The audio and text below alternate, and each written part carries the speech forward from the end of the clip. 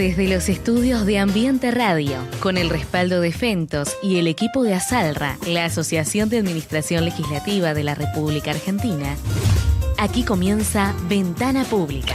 Te invitamos a enterarte, aprender, debatir y participar de la gestión pública y privada. Levantamos la persiana, te convidamos un mate y te hacemos un lugar en nuestra charla. Ya están sus protagonistas en el estudio, Mario Nitti, Roberto Tato Romero y Martín Dols. Con ustedes, ellos, los abridores de ventanas. Sean bienvenidos a nuestra segunda temporada.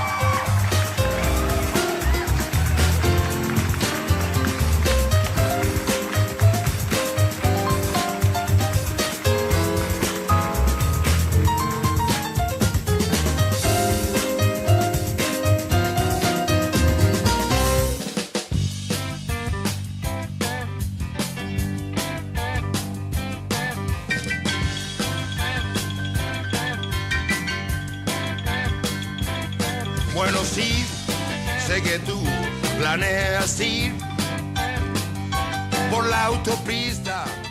Muy buenas tardes, ¿cómo les va? Un programa más, un martes más, Ventana Pública. Mi nombre es Mario Nitti, presidente de Asalra, arrancando este programa número 54 que gracias a ustedes estamos haciendo y que me pone muy contento además.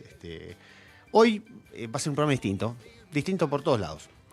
Distinto porque estoy solo. En realidad solo no estoy, está mi operador titular, mi operador suplente, estoy muy bien acompañado. Y además ya tengo a uno de los invitados en línea, así que vamos a estar hablando un ratito con él, con Daniel, que no es invitado, Daniel es parte del programa, así que ya lo vamos a presentar y todo. Por lo demás es un programa particular, porque por esas cosas de la vida, Tato Romero hoy no me puede acompañar, el coequiper, y la locutora fugitiva hoy tenía permiso por examen. Le dimos permiso por examen, lo cual me parece muy bien que se forme. Es una mujer joven que necesita estudiar y me parece bárbaro. Por lo demás, ¿por qué también es especial el programa? Y es especial porque vamos a estar hablando de un congreso y vamos a estar hablando con distintos invitados que tenemos para ese congreso. Te cuento, el congreso es la semana que viene, los días miércoles, jueves y viernes de la semana que viene, miércoles 23, jueves 24 y viernes 25 de octubre. Va a tener 3 sedes distintas, va a ser el futuro de la administración pública, se llama el congreso y es internacional. Lo estamos organizando desde Asalra, con el CEDIAR y con el Instituto de Derechos Humanos, en forma coordinada. Y bueno, la verdad que hasta ahora tenemos 14 paneles, de un promedio de 3 a 4 panelistas por panel. Va a estar estructurado con un coordinador de panel y un tema que es elegido para el panel, ¿no es cierto? ¿Cuál es la idea? La idea va a ser sentar las bases de una administración pública, pero pensándola a futuro. ¿Va a haber temas tradicionales? Sí, claro, va a haber temas tradicionales. Si estoy en el Congreso, seguramente el tema de presupuesto público va a estar. Si estoy yo, está el presupuesto público. Y además va a haber temas como inteligencia artificial, tecnología en general, va a haber temas que tengan que ver con la administración pública en general y no relacionada con la tecnología, es cierto. En fin, la temática es variada. La idea es llegar a la mayor cantidad de gente, después seguramente vamos a tener videos de eso y todo, pero lo bueno es que es absolutamente gratuito, por supuesto, y además de contar con gente invitada de México, de Costa Rica, de Colombia, como es nuestro colombiano argentino, que viene al programa a hacer la columna de geopolítica, ¿se acuerdan? Bueno, él va a estar también presente, Daniel Camargo, que lo tengo acá en línea. Y bueno, sobre distintas temáticas, y de eso se trata de por lo menos llevar el mensaje de la administración pública, de lo que entendemos por administración pública y cómo debiera ser la misma, teniendo en cuenta todo lo que se viene a futuro, ¿no? Porque la verdad que la realidad, si hay algo que es permanente en la realidad es el cambio. Y más que nunca, ahora el cambio es acelerado. A menudo solemos hablar con quienes compartimos estos temas, que es cierto que los tiempos cambiaron y mucho, y a una velocidad quizás más intensa de lo que se puede apreciar.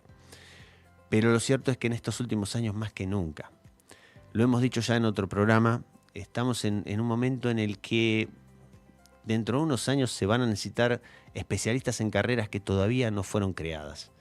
Y esto es así. No es lo que se nos viene el futuro, no. ya está, el futuro está acá y es cambiante. Y hay que estar preparados para eso, pero preparados yo soy muy optimista, de verdad, con el futuro, pero eso no quita que haya que tener previstas ciertas cosas, programadas. Cada vez hay menos lugar para la improvisación. Justo ayer estábamos hablando en una charla que teníamos de negociación y hablábamos de este tema de... Creo que la improvisación está sobrevalorada, la espontaneidad. No está mal, claro que no está mal la espontaneidad, no, está bueno las personas que son espontáneas, que dicen lo que piensan, que no se sienten condicionadas con el contexto, pero eso es una espontaneidad. Hay situaciones en que la espontaneidad, como dicen los chicos, no garpa. Hay situaciones en que tenemos que estar, más vale, programando, planificando, pensando. Y de eso se va a tratar todo el Congreso. Un tema puntual y a destacar del Congreso es que va a tener 3 sedes. El primer día, que es el miércoles 23, la sede va a ser la Biblioteca del Congreso de la Nación. La sede de la Biblioteca del Congreso de la Nación está ahí en Alsina 1835. En el primer subsuelo de la biblioteca tienen un salón auditorio muy bonito, espacioso, bonito, cómodo, que tuvieron la amabilidad de prestárnoslo para la realización, para la apertura y primer día del evento, que va a ser durante la mañana, va a ser de las 9 de la mañana hasta las 2 de la tarde. Vamos a estar ahí en la Biblioteca del Congreso. Ahí vamos a hacer la apertura y van a lanzar las primeras exposiciones. El Congreso seguirá entonces el jueves. El jueves va a ser todo el día, en realidad, de las 9 de la mañana hasta las 6 de la tarde. Paramos 2 o 3 horitas para comer al mediodía. Y ese ya va a ser en la sede del Senado de la Nación. Pero en el edificio anexo del Senado de la Nación, ese que está en Solís e Hipólito Yrigoyen. Ahí en el 5º piso, salón auditorio. Ahí vamos a estar, también un salón con muchas comodidades. Más vale no muy grande, con lo cual en las redes ya está apareciendo dónde anotarse. En el Congreso hay que anotarse, se anotan por link.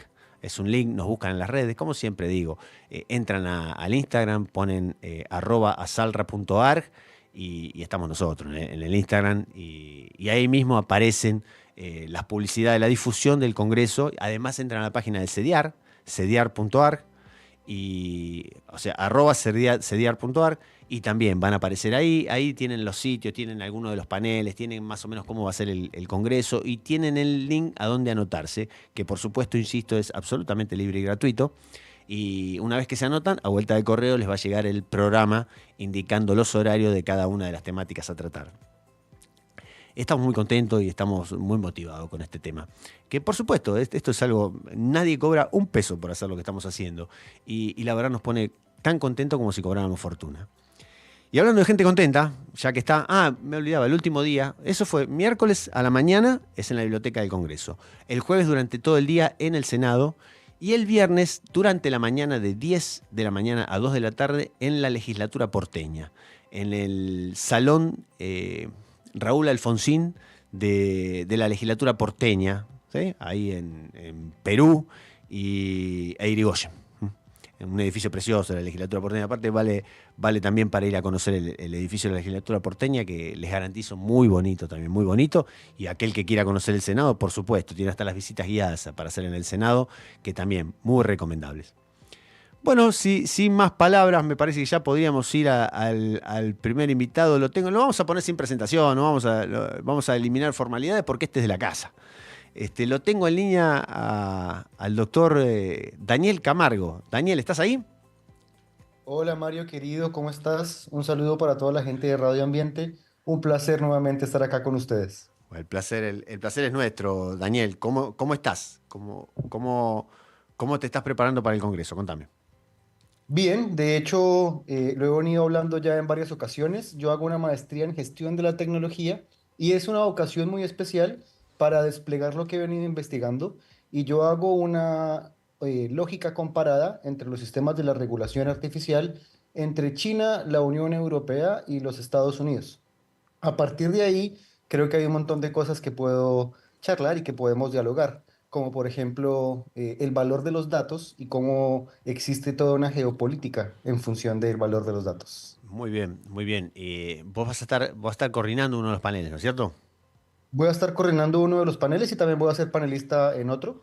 Va a ser muy interesante porque las perspectivas profesionales en torno a la inteligencia artificial, la innovación tecnológica y los procesos vinculados a la formación del Estado en esta nueva era digital requieren necesariamente una discusión interdisciplinaria y considero que el Congreso es un momento fundamental para poder cuestionarnos el futuro de lo que viene para nuestras administraciones públicas. Administraciones públicas que responden a la dinámica del sur global. Lastimosamente estamos en una coyuntura geopolítica en donde somos regiones que estamos destinadas es al consumo de la tecnología y no a su producción. Bien, muy bien. Y te pregunto, además, ¿qué relación tiene con esto el tema de la infraestructura? Hay una cuestión muy interesante y es que cuando hablamos de infraestructuras críticas digitales, hablamos de la forma, la manera y la vinculación que existe entre los poderes digitales y la manera en la que generamos información. Para ponerlo un poco más claro, cuando, por ejemplo, pensamos en los data centers que le dan funcionamiento a Amazon Web Services, hablamos de data centers que están circunscriptos a la legislación norteamericana. Sin embargo, los data centers que le ofrecen servicio a los bancos dependen también de este servicio que está fuera de nuestra legislación. Por ejemplo, también cuando pensamos en la infraestructura crítica que da soporte a Internet, pensamos en infraestructuras que no responden a nuestra legislación porque no son empresas nuestras, sino que están directamente vinculadas a los poderes occidentales. Bajo esa misma lógica, existen infraestructuras críticas que responden a China, a la Unión Europea, a Rusia, y a los Estados Unidos.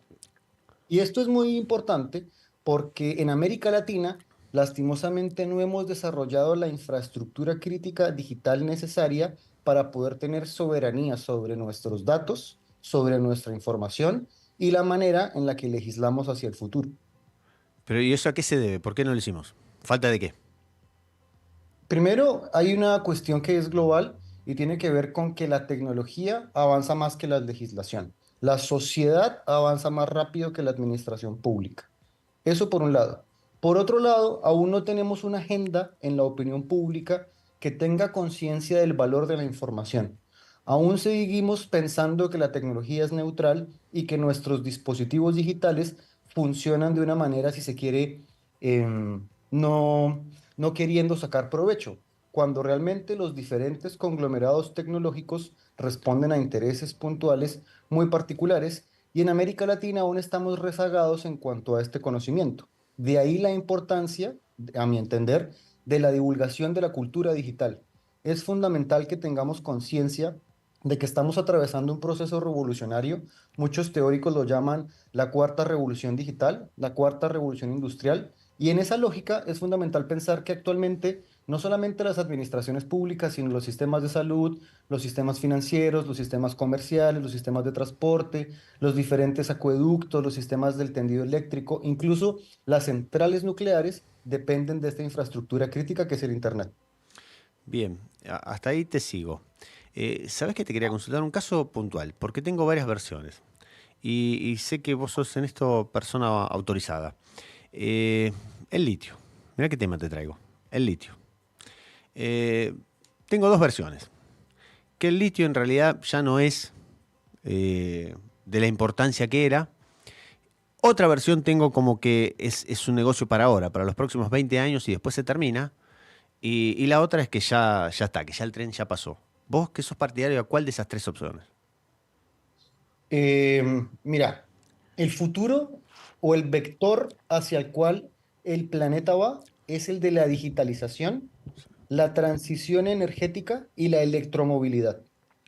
Estas tres esferas requieren de litio porque el litio no solamente permite el almacenamiento de energía, sino la posibilidad de condensar esta energía en dispositivos que han venido siendo cada vez más grandes a ser absolutamente diminutos. O sea, Por ponerte un ejemplo, actualmente existe una empresa norteamericana que está en la vanguardia de la robótica que se llama Boston Dynamics.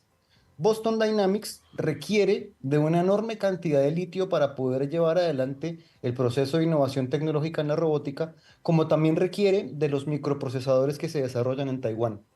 En ese sentido, el litio es un recurso estratégico fundamental y existe una puja internacional por aquellos centros geopolíticos que controlan mejor este recurso escaso.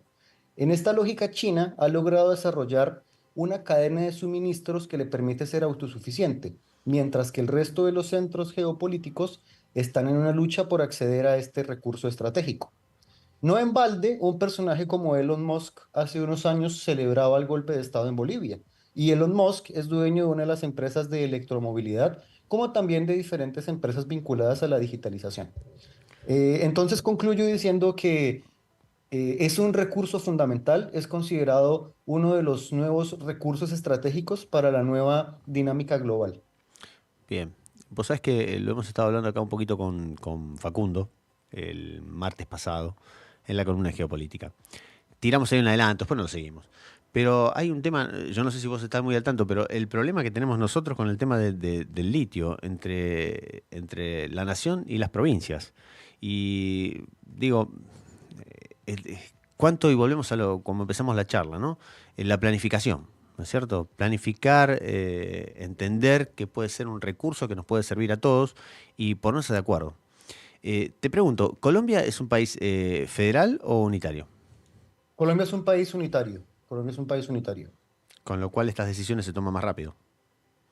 No necesariamente porque existen centros internos que tienen más poderío que otros. Por ejemplo, la región Atlántico, el departamento del Cauca, el departamento del Valle, no todos tienen la misma capacidad de articular poderes. De hecho, hay un politólogo argentino, Guillermo O'Donnell, que plantea algo muy interesante, que son las zonas azules en los regímenes unitarios. Y es que hay regiones en donde la toma de decisiones responde a determinados conglomerados políticos muy enquistados y realmente no existen ejercicios democráticos. Entonces, yo particularmente creo que el sistema federal, a pesar de que tiene, digamos que este contrapeso en la toma de decisiones, es más articulable.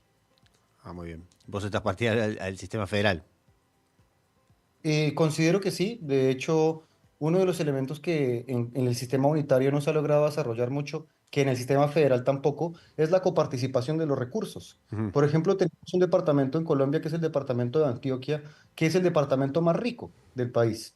Tenemos otros como el departamento de Santander, que se llevan la mayor cantidad de plusvalías, mientras que tenemos otros que, porque no tienen esa articulación política, no logran tener, digamos que, preponderancia en el presupuesto público. Ujú. Te escuchaba y tocaste otro tema. Acá la coparticipación también es un tema muy complicado que tenemos acá en Argentina, que eh, lo que te estoy diciendo no implica estar a favor o en contra de la coparticipación, pero digo, tiene ventajas y desventajas.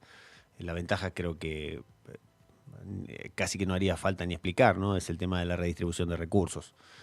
Me parece, por supuesto, hay provincias ricas que de alguna manera este, pasan parte de su riqueza a las provincias pobres.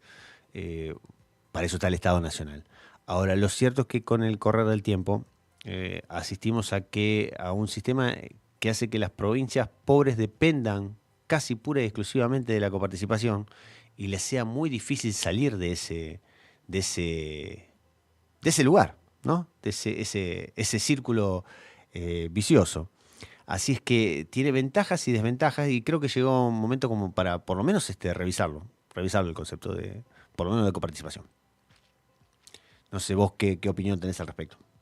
Hay algo que me parece muy interesante en relación a lo que estamos planteando de la digitalización y tiene que ver, por ejemplo, cómo se articuló la política digital de la Unión Europea en función de la extracción de datos masiva, la regulación de la inteligencia artificial y el pensamiento estratégico de los recursos minerales de la Unión Europea. Y esto es muy particular porque en la Unión Europea, entendiéndolo como el grupo supranacional más grande a nivel global, tiene toda una disputa en la coparticipación de sus recursos. No en balde, por ejemplo, tenemos a Francia, Alemania, Italia, siendo los que desarrollan más presupuesto, y otros países de la Unión Europea no lo generan.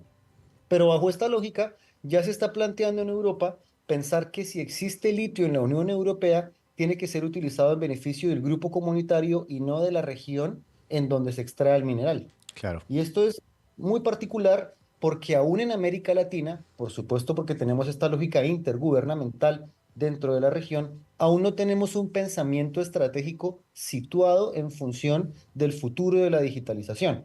¿A qué me refiero?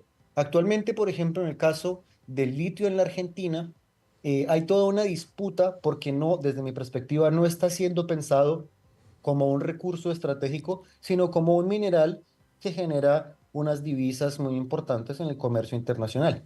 Y bajo esa lógica creo que hay un error fundamental porque creo que nosotros tenemos que vincularnos en la cadena de suministros desde la soberanía y no desde el comercio. Muy bien esa mirada, me gusta, me gusta. A ver, amplía un cachito, amplía un poquito. A ver, por ejemplo, si yo quisiera comprarle minerales críticos a la República Popular de China, me van a decir, lo lamento, esto es un elemento estratégico, Mm. militar, nacional y de carácter fundamental para el futuro de lo que se conoce como las proyecciones del futuro chinas.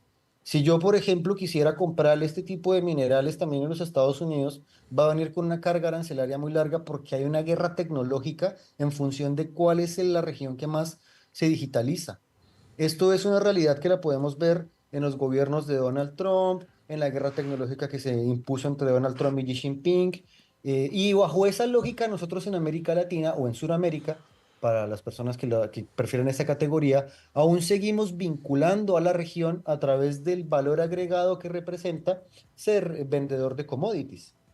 Sin embargo, desde mi perspectiva, el litio no es una commodity, sino un recurso estratégico. Bien, vos estás más que a favor de la explotación para el propio país, como recurso estratégico, no comercial. Pero, y no solamente eso, sino en la capacidad misma de digitalizar nuestras industrias, de tener un sistema independiente y de también desarrollar tecnología.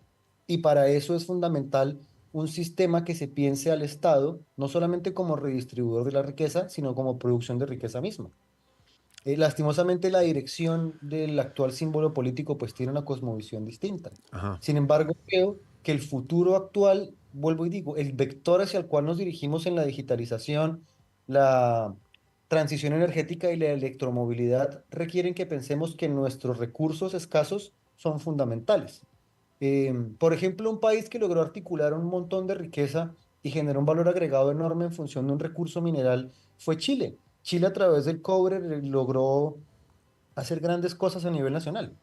Entonces, creo que ha llegado el momento de plantear por lo menos esto sobre los debates porque no creo que esté muy claro el panorama. Y según vos, la diferencia entre Chile y nosotros, que fue decisión política.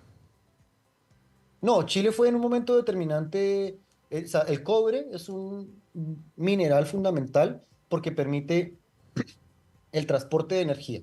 Sí. También en el proceso de la digitalización y también en el proceso de la industrialización, el cobre fue muy demandado. Esto permitió que diferentes sectores y también por la geografía chilena se sacara grande rédito público a la extracción del cobre. Actualmente también existe toda una vinculación público-privada con la extracción del litio. Bien. Así que bueno, creo que en ese sentido Chile sí se ha pensado un poco más el valor agregado que implica eh, pues tener este tipo de vinculación, sin dejar de lado que por supuesto hay un problema medioambiental en Chile impresionante. Yo hace poco tuve la oportunidad de estar en la región de Valparaíso y por supuesto se logra ver el impacto del extractivismo y el impacto de la industria del cobre sin duda alguna. O sea, es una realidad también, ¿no? Bien, bien. Te hago una pregunta y ya te voy liberando con esto. ¿Qué opinas hablando del amigo Elon, del último lanzamiento? ¿Qué revolución, ¿no? Esto de poder recuperar el propio cohete o como le quieras llamar, en condiciones. ¿Viste algo de eso? Sí, sí. De hecho, Elon Musk es uno de los personajes muy particulares porque él no niega su símbolo político y deja muy en claro que la tecnología no es neutral, Ah, que la tecnología responde a intereses muy particulares y que a su vez él no solamente apuesta por un solo foco en el mundo de la gestión de la tecnología. Invierte en la robótica, invierte en plataformas digitales, invierte en el espacio, invierte en electromovilidad. Esto, una vez más, nos permite ver cuál es la dirección o el vector hacia dónde se dirigen las grandes empresas tecnológicas y por ende las sociedades, porque existe un determinismo tecnológico. ¿A qué me refiero? Aquella sociedad que quiera ser más competitiva, aquella que quiera suministrar mejor y administrar mejor los datos, requiere mayor digitalización. Bajo esta lógica, existe, digamos que una interdependencia entre las industrias tecnológicas y lo que nosotros como sociedad demandamos. Muy bien. Bueno. Daniel, un gusto tenerte por acá. Ya estoy viendo que está ahí pidiendo pista también don Alberto Moltini, el ingeniero Moltini, que está dando vuelta por ahí, que ahora en cualquier momento vamos a ir con él. Daniel, un gusto tenerte como siempre. Te voy a ver seguramente o la semana que viene, acá en tu segmento habitual de geopolítica, o si no, te veré en el Congreso. ¿Sí? Mario, muchísimas gracias. Nos veremos la semana que viene y vuelvo y digo, considero que es una actividad fundamental para pensar el futuro de la administración pública, las ventajas de la digitalización y por supuesto su lado oscuro. Así que muchísimas gracias por esta oportunidad. Muy bien. Un abrazo. Hasta el Un martes que abrazo. viene. Chau, chau. Hasta- Chao, chao. Tenemos ahí al ingeniero Moltini. Alberto, ¿está por ahí? ¿Qué tal, Mario? Buenas tardes. ¿Qué tal, Alberto? ¿Cómo te va? Muy bien, muy bien. Buenas tardes. Ahí un saludo para Daniel, que lo escuché en su última parte. Así que, bueno, un gusto estar, Mario, acompañarnos en esta actividad. Bueno, gracias Alberto por estar ahí. Alberto, si no te molesta, por ahí lo estoy mirando Ezequiel, ¿podemos poner un temita, Ezequiel, puede ser? Esperás un poquitito, ponemos un temita y vamos con vos, ¿te parece? Cómo no, a bordo. Ahí estamos, Alberto. ¿Cómo estás? ¿Cómo está todo ahí en La Rioja? Bien, Mario, bien. Ha llovido por estos lados, así que en estos lados donde el agua no sobra, Eh, cada vez que llueve es una fiesta, así que estamos de celebración por estos lados. un alivio. Un alivio, sí, sí. Alberto, recién mira, le preguntaba, ahora vamos a ir para el lado del Congreso y todo lo demás, pero recién le preguntaba acá al amigo Daniel Camargo, ¿qué opinión te merece lo último de Elon, este lanzamiento con la recuperación de la nave por completo? Bueno, que digamos, a nivel de obra de ingeniería que empiezan, digamos, a ser más exactos, digamos, más precisos, ¿sí? Ciertas cuestiones que antes eran muy fortuitas, ¿no? Ujú. Entonces eso también se logra no solamente por el avance de la tecnología, sino también porque hay nuevas herramientas que nos permiten tener más precisión en los datos y demás, y no es casual, digamos, ¿sí? También a estos lanzamientos, a estas obras de ingeniería,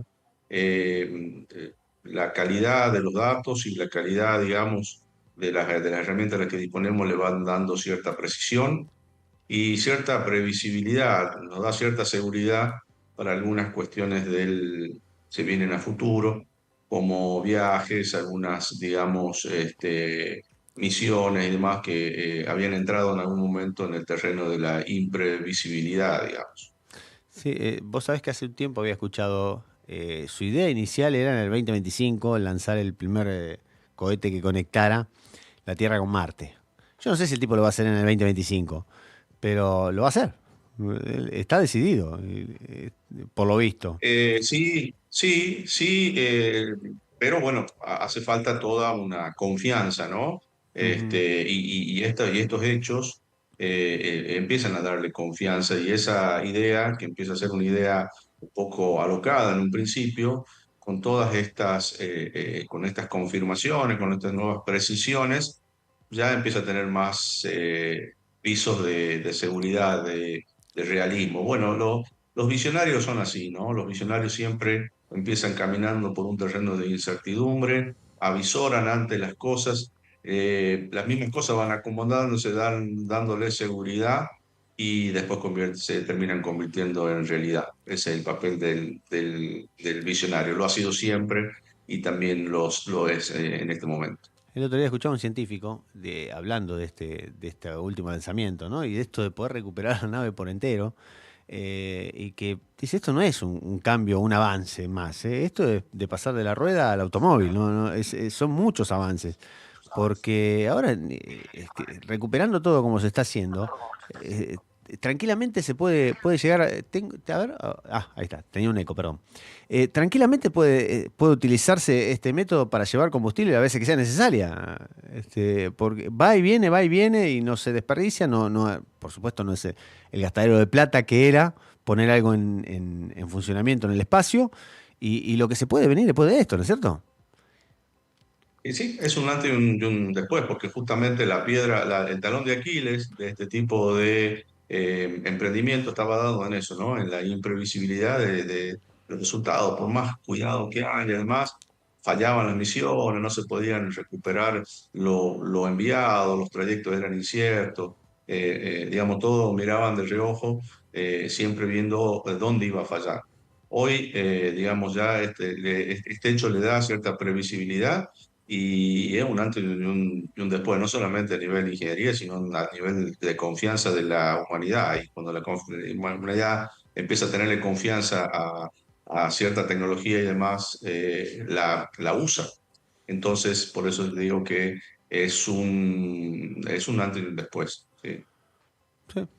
Muy bien, bueno, quería escuchar como hombre relacionado a la tecnología qué opinión te merecía, porque a mí me tiene anonadado, sinceramente, y más porque le vengo siguiendo la campaña al amigo Elon, hace unos años, y esto parecía, en un momento parecía que parecía lejano, me parecía demasiado optimista. Y por ahí el cálculo del 2025, él quiere poner 100 personas en Marte, eso ya lo dijo, pero lo dijo hace 3 4 años esto, ¿eh?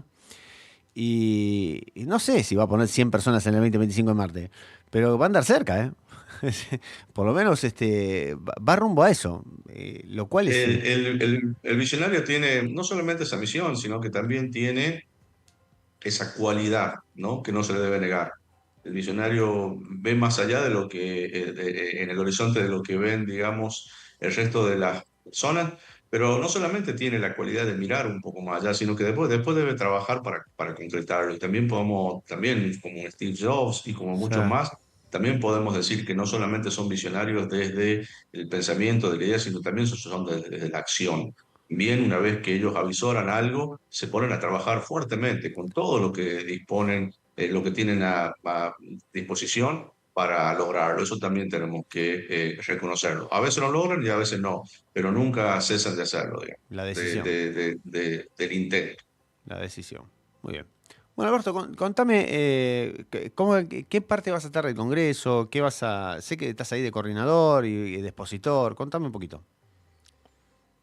Bueno, primero, felicitaciones, Mario, a vos y a tu equipo Sarra por estas iniciativas, ¿no? Que tienen que ver siempre con tratar de mejorar, como decía en su última parte Daniel, la administración. Eh, Hace días se entregó el Premio Nobel de Economía a tres estudiosos, digamos, de la economía cuya principal conclusión es que las instituciones que forman parte de un país es lo que lo hacen próspero.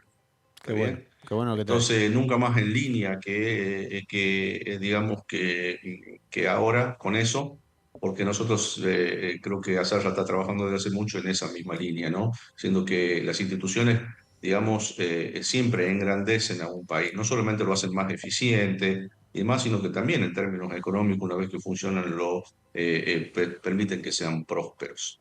Entonces, todas las acciones que llevemos adelante para que nuestra administración sea mejor, creo que son válidas. Y en ese sentido, bueno, este Congreso apunta a ello y yo con todo gusto, digamos, voy a coordinar un panel en lo que es mi área específica, que tiene que ver con toda esto que trae lo digital a la administración pública, todo lo que es materias de ciberseguridad, seguridad de datos, protección de datos y demás, y también lo que es la inteligencia artificial, es decir, todo lo que es la innovación tecnológica que es necesario incorporar a la administración pública, por cierto, siempre con los recaudos necesarios para que esa incorporación sea positiva. ¿Sí? Y en ese sentido, hoy no se puede hablar de eficiencia en la administración pública o una mejora en la administración pública, más allá de todo lo que es proceso, calidad y demás, si no se habla de la incorporación de tecnología. ¿Sí? La tecnología está demostrando cuya incorporación, digamos, es beneficiosa para todos los ámbitos, para todas las industrias, y por qué no debe hacerlo también en la administración pública. Nosotros estamos convencidos de ello y para ello tenemos que no solamente ser difusores, sino también ayudar en la capacitación a todos los agentes públicos que hoy están desempeñando sus funciones para que incorporen estas nuevas habilidades digitales y permitan ser más eficientes y que la administración se convierta en una administración moderna y tecnológicamente, digamos, eficiente también. Bien, eficiencia, ¿no? ¿Qué palabra? Porque durante mucho tiempo parecía que hablar de eficiencia en el Estado era mala palabra, ¿no? Y no tiene por qué Así serlo. es, dejábamos eficiencia y tal vez mediciones o indicadores de calidad y demás para los procesos productivos, para las industrias productivas y demás, pero nosotros siempre consideramos a la administración pública también como un lugar donde se puede ser eficiente, donde se puede también medir la eficiencia y se puede ir trabajando sobre oportunidades de mejora y sobre una mejora continua para lograr eficiencia en el desempeño. No tiene que ser un lugar exento de ello. Por supuesto, con las particularidades propias de la administración pública, de sus clientes, que son los ciudadanos. Bueno, Pero ahí te interrumpo también. Está bien la aclaración que haces, el tema de los clientes y ciudadanos, ¿no? Es otra forma, vos les hablás de cliente, te digo, cuando van los procesos de calidad a organismos del Estado y traen la palabra cliente. La palabra cliente no es una mala palabra, digamos. Esto no es que automáticamente asociar que cuando hablas de cliente el Estado tiene que hacer negocio. No, nadie está diciendo que el Estado tiene que hacer negocio. Pero el Estado tiene proveedores y clientes, digamos. Y de eso se trata, ¿no? exactamente. Este término por ahí sí tiene que genera algún prurito, Oh, digamos, el tema en el Estado. Quienes hemos sido implementadores del sistema de calidad en el Estado siempre hemos tenido que hacer las aclaraciones necesarias, pero el esquema de usuario-cliente y de proveedores, digamos, es un término válido en el Estado, solamente entendiendo que el cliente en una industria o el cliente en una actividad privada es distinto a un ciudadano común como un cliente del Estado, pero en definitiva la función es la misma, es alguien que demanda servicios, ¿sí? Y que el Estado es el proveedor de ellos. Es decir, que es solamente una cuestión de términos, pero ello no nos debe hacer perder la mirada sobre la necesidad de hacer eficiente los procesos del Estado para darle cada vez mejor servicio a ese cliente ciudadano. es que uno de los motivos por los cuales nos ponemos de acuerdo, elegimos autoridades y le damos nuestros recursos a un grupo de gente para que administre la de todos, es porque presumimos que es menos oneroso de esa manera que si cada uno tuviera que satisfacer su propia necesidad. Entonces, como contrapartida a eso, el Estado tiene que demostrar que esto es así, ¿no? Más allá de casos en los que además hay una función redistributiva del Estado que tiene que ver con aquellos que no tienen y que de esta manera tienen la posibilidad de acceder a determinados servicios que no tendrían si fuera por propios medios y nada más. Pero además de eso, tiene que ser que en la cuenta final no sea menos oneroso de esta manera que si cada uno pagara su servicio. Si en el medio del Estado, Bueno, si cuesta más caro que el Estado preste determinados servicios que los servicios mismos, bueno, algo que no está funcionando. así Mario, vos sos un hombre de la administración y sabes que la administración es la ciencia de la escasez, digamos, ¿está Ujú. bien? Nosotros administramos aquellos que es escaso, por eso es que necesitamos que el Estado, digamos, administre, digamos, los recursos que son limitados, los administre de la mejor forma. Como dice vos, si el que tiene posibilidad de proveerse por sí mismo no va a necesitar al Estado. Estamos hablando de un Estado que sea capaz de, en base a esos recursos limitados, de tener una eficiente forma de administrarlos y llegar a los ciudadanos. Esa es la consigna. Y para eso hace falta formación, capacitación y, por supuesto, procesos, ¿no? Que un gran enemigo de todo ello es la burocracia sin los procesos adecuados. Eso hace que ahí sí el Estado sea menos eficiente, como vos dices, que ejecutar por propios medios, digamos. Bueno, vos tocas una palabra, burocracia. La palabra burocracia tampoco no es mala palabra. ¿Eh? Hay gente que le hablas de burocracia, te dice los burócratas, la burocracia en sentido malo. La burocracia no es mala, no es mala ni buena. La burocracia es, digamos, es una estructura que es necesaria, que requiere, como vos decís, de procesos. El, el tema, lo malo es la Así es, burocracia por la burocracia misma, digamos. claro, la burocracia es inherente a todos los procesos, sobre todo cuando son procesos complejos, porque necesita sus controles, su desarrollo, etcétera, etcétera. Lo que sí, la burocracia debe ser controlada y debe ser revisada permanentemente para que sea la menos, que impacte menos en los procesos y que sea eficiente. Es como cuando hablamos de tomar deuda. ¿Está malo o bueno tomar deuda? Depende, si uno tiene la capacidad de pago, tomar deuda no es malo. ¿Está bien? Entonces, por eso, cuando se habla de burocracia, la debemos no confundir con mala palabra. Es inherente a todos los procesos, pero debe ser controlada, revisada y, digamos, y ser permanentemente puesta bajo la lupa de la eficiencia. Sí, hay una frase que me resuena cada vez que vemos este tema y dice que el control en la hacienda pública suple al interés en la hacienda privada. Y está bien eso, porque en realidad la hacienda privada, vos cuando tenés una empresa, tratás de hacer las cosas bien, porque si haces las cosas bien, lucras más, ¿no? El Estado no se mide en términos de lucro, pero sí en de prestar servicios a una mayor cantidad de gente y de la manera más eficiente. Entonces, como no hay una motivación extra por un lucro mayor, porque el lucro no tiene que estar presente en el Estado, bueno, ahí adquiere relevancia el control para que cada uno haga lo que tenga que hacer. Y no de cualquier manera, porque las cosas en el Estado no se hacen de cualquier manera. Para eso existe una normativa que responde a estudios primero de esa normativa.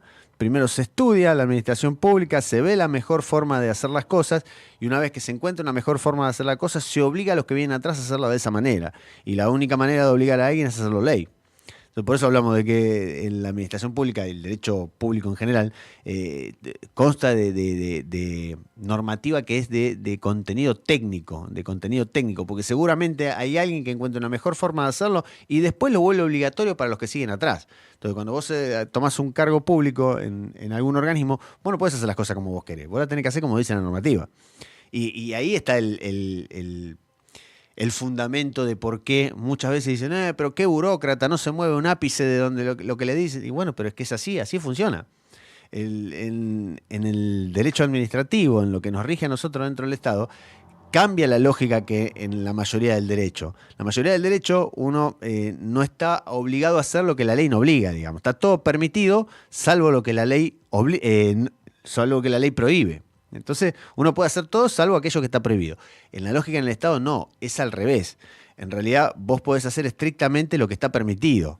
Y eso tiene un fundamento, insisto, porque hay alguien que pensó antes que vos que hay una mejor manera de hacerlo precisamente, de administrar los recursos. Y como hay una mejor manera, vos no lo podés hacer según tu criterio, lo tenés que hacer a esa manera que el estudio dijo que es la mejor manera. Entonces, hagámonos amigos del control. No lo miremos de reojo. Hagámonos amigos del control, pero no por el control mismo, sino el control como una ayuda. ¿Mm? Sí, Mario, yo por mi actividad me toca trabajar en los dos mundos, ¿no? En el de en el público y en el de la gestión privada. Lo sé. Y como dicen, de la gestión privada, vos debés cumplir los procesos y demás por el solo hecho de no solamente la rentabilidad, sino también la subsistencia. Ujú. Si no lo haces de determinada manera, te fundes, ¿está bien? Y tu organización se convierte en no viable. Entonces, el Estado también tiene sus lógicas de funcionamiento, pero ahí yo creo que la lógica del funcionamiento del Estado tiene un trasfondo que es el bien común. Creo que esa debe ser la vocación Por de supuesto. todo aquel que trabaja en el Estado, el bien común. Por supuesto, después tendremos procesos, digamos, normativas, circuitos, demás, a cumplir, digamos, pero creo que en el servicio a este cliente que es tan especial, el ciudadano, en donde, como vos dices, no se traduce en una ganancia, en una rentabilidad directa, creo que el hecho de prestar un buen servicio al ciudadano como cliente tiene que ver con la búsqueda del bien común. Que cuando uno trabaja en el Estado tiene que decir, yo tengo que prestar el mejor servicio, no porque obtengo una rentabilidad. La rentabilidad que tengo se da en el servicio al cliente y en que la población mejora ¿sí? Su calidad de vida cuando los servicios del Estado mejoran. Muy bien. Me gusta verlo como cuando lo explicamos de manera tal que el Estado tiene como vos decís, el fin último del Estado es el bienestar general, en eso estamos de acuerdo. Bueno, pero en la lógica diaria, el gobierno, quien está administrando la cosa pública, lo que tiene son objetivos intermedios, que van camino a, que tienen que ser camino al bienestar general. Y esos objetivos intermedios se van cumpliendo de la manera más eficiente posible para que ese bienestar general termine siendo bienestar general. Entonces, y a veces me gusta pensar también cómo algunas cosas que en principio causan escozor para algunos, bueno, no debieran causarlo. El Estado tiene que invertir su dinero en aquello que, a diferencia, en el ámbito privado, el que invierte dinero invierte en aquel lugar donde le reditúa más. Y el rédito es el lucro, ni más ni menos. En el Estado, también el Estado tiene que poner donde reditúa más. La diferencia es que el rédito no es el lucro, sino bienestar, beneficio. Llevar mayor cantidad de beneficio a la mayor cantidad de ciudadanos posible. Entonces, el Estado también tiene que tener una lógica de pensar a dónde invierte. No es invertir en cada lado, es invertir en el lugar donde obtiene el mayor retorno en términos de beneficio a la población. Así es, Mario. Y creo que un hecho que nos demostró esto fue la pandemia, ¿no? La pandemia nos desnudó tanto en la actividad pública como en la privada, que muchos de los servicios que estaban orientados al cliente exigían o demandaban una presencialidad o ciertos requisitos que ahora se podían acomodar y ajustarse a otra realidad, ¿sí? En la actividad privada se tomaron, por ejemplo, los bancos en la actividad privada debieron ajustar su forma de funcionar, porque si no su rentabilidad bajaba tremendamente. Y el Estado también acomodó procesos para seguir brindando servicios. Después, cuando pasó la pandemia, hubo como una retracción en eso y me parece que ahí digamos, pasa también por una cuestión conceptual, ¿no? ¿Cómo mejoramos o brindamos siempre el mejor servicio a la población? ¿Sí? ¿Qué es el mejor servicio? ¿Qué es un buen servicio? Definir pautas de calidad también en los procesos y demás, creo que también debe ser una actividad permanente en el Estado. No debe haber una pandemia para que recién repensemos formas de dar un servicio al ciudadano. De hecho, muchos servicios de esos, aplicaciones, formas nuevas de comunicarse con el ciudadano y demás quedaron, ¿sí? Porque demostraron ser eficientes y demás, pero muchas otras se retrayeron. Creo que eso es una medida que nos da la pauta de que todavía tenemos que trabajar mucho en la eficiencia del Estado, pero con un enfoque no puesto en la rentabilidad, porque de hecho no la hay, sino en la mejor calidad de servicio posible al ciudadano. Sí, completamente de acuerdo, completamente. Te escuchaba y no podía evitar relacionar lo que había pasado en el ámbito del Poder Legislativo, ¿no? El Poder Legislativo, la pandemia implicó un crecimiento, una modernización que hubiera tardado mucho más si no hubiera pasado Por supuesto, no estoy con esto convalidando que estuvo bueno que haya pasado la pandemia, ojalá no haya pasado nunca eso. Eso que lo aclaro por alguno que pueda pensar que puedo ser tan idiota de pensar que estuvo bueno. No, no estuvo bueno, pero digamos, si le buscamos una parte buena a eso, fue que aceleró todo un proceso de modernización y yo diría hasta de transparencia, Alberto. A menudo cuento como en las reuniones de comisión que se hacen en el Congreso, en realidad las reuniones de comisión son presenciales, ahora volvieron a ser presenciales, pero ahora están más, la gente está más alertada de esas reuniones. ¿Por qué? Porque mientras fue lo de la pandemia, tuvieron que hacerse virtuales. En realidad las reuniones son públicas, pero claro, al ser presenciales, por más que sean públicas, hay una capacidad de los recintos y además hay que tener una predisposición de ir a ver una reunión de comisión, ¿no? Que no tiene todo el mundo ganas de hacerlo. Pero si vos estás en tu casa y te metes en YouTube y la ves, bueno, resulta que había muchísima gente que la veía. Y sí, se hicieron más transparentes. Increíblemente, se logró una transparencia que no estaba buscada, pero bueno, como se empezaron a hacer por Zoom, ese Zoom se colgaba en el canal de YouTube del Senado y la gente podía verlas directamente de la casa. Y se volvieron las reuniones de comisión más transparentes.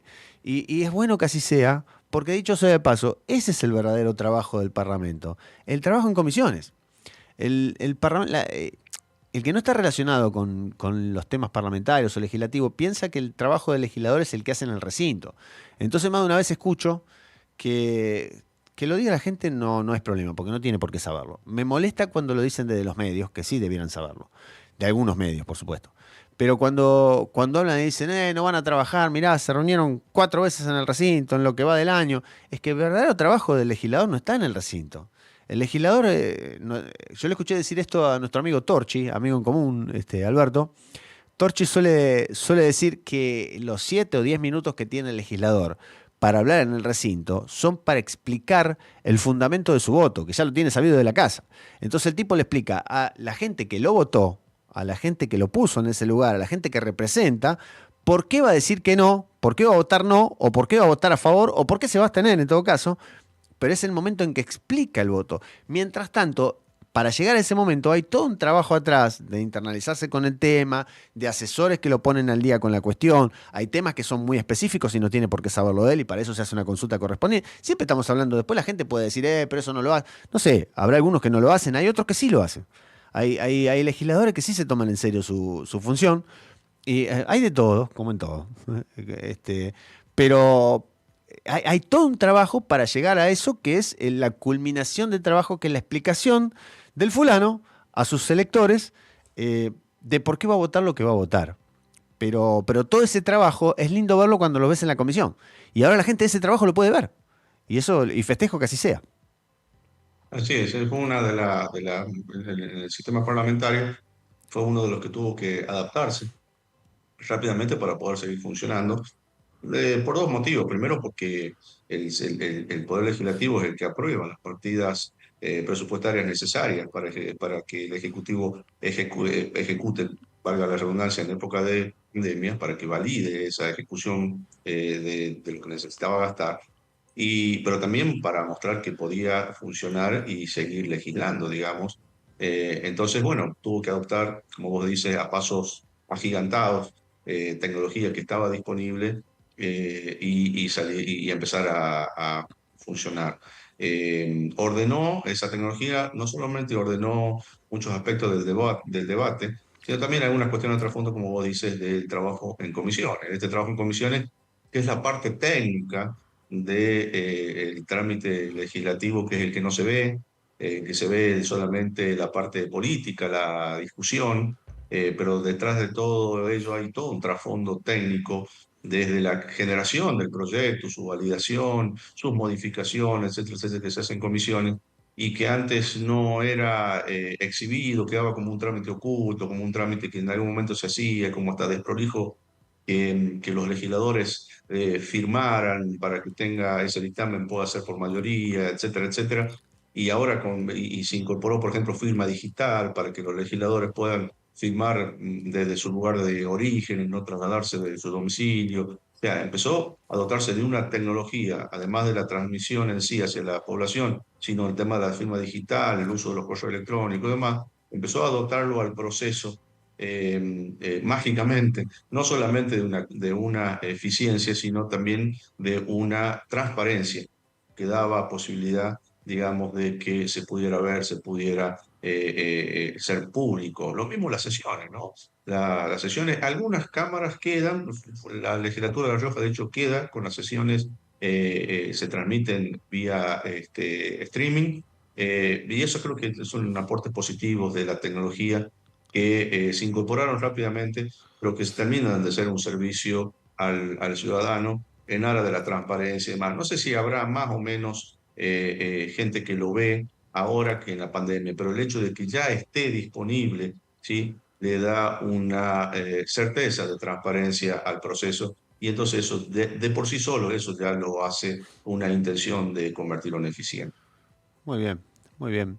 Y ya para entrar en tu tema en particular, Alberto, la verdad que estuvo muy linda la charla, fuimos por todos lados. Ya llevamos media hora de charla y la verdad que, bueno, pero no es casual, ¿no? Ya nos hemos encontrado unos cuantos café, restaurante y demás, y afines con este tipo de charlas, Alberto. De ahora te voy a preguntar algo que tiene que ver ya con la inteligencia artificial. Me gusta, algunos ya te escucharon, otros te van a escuchar ahora, Pero vos tenés una visión optimista, yo también, ¿no? De la tecnología en general y la inteligencia artificial en particular. Contame Sí, Mario, cómo ves este tema. yo, Para que te hago, sí, ¿por qué te pregunto? sí, sí. Porque el otro día escuchaba declaraciones en realidad, hay gente ya muy preocupada por el tema y que tiene que ver con el tema de las identidades. No casualmente, viste lo que pasó ayer, un chico que utilizó la inteligencia artificial para con fotos de sus compañeritas ponerlas desnudas, bueno, eso es un mal uso de la inteligencia artificial. Pero ¿cómo lo ves de acá a futuro?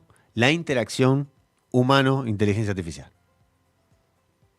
Bueno, creo que hemos tenido varias charlas y que yo siempre aporto lo siguiente, la inteligencia artificial es una expresión tecnológica de la sociedad y toda expresión tecnológica de la sociedad es parte de la sociedad y la termina controlando la sociedad, ¿sí? La sociedad humana tiene los años de existencia que tiene porque también tiene un gran sentido de supervivencia, es decir, que también tiene la inteligencia del ser humano de ponerle límites Ujú. a todo aquello que lo puede amenazar. ¿Está bien? Yo no creo que esto sea distinto. Creo que sí, la inteligencia artificial, como una expresión de la tecnología que el hombre propone para tratar de emular su forma de pensar, creo que la va a ir disponiendo para todos aquellos procesos que cree la persona humana que van a poder ser mejores, digamos, hechos de esta forma. De hecho, la automatización, la robótica y demás, hoy no se puede conseguir, por ejemplo, una línea de montaje de automóviles con soldadores humanos. Hoy hay robots soldadores que de hecho lo hacen mucho mejor, más precisamente y más, y le sacan, entre comillas, ese trabajo pesado, arduo y demás a la persona. Entonces creo que el ser humano se va a ir ubicando en todas aquellas acciones o en todos aquellos lugares en donde no pueda suplirlo la tecnología y donde sí pueda poner tecnología para que le ayude a hacer en forma repetitiva y mejor cosas que él ya no quiere hacer o quiere hacerlo de otra forma, creo que va a ir pasando eso, ¿no? Por eso yo creo que la inteligencia artificial va a ir mejorando muchos procesos, va a ir mejorando inclusive hasta la calidad de vida de las personas.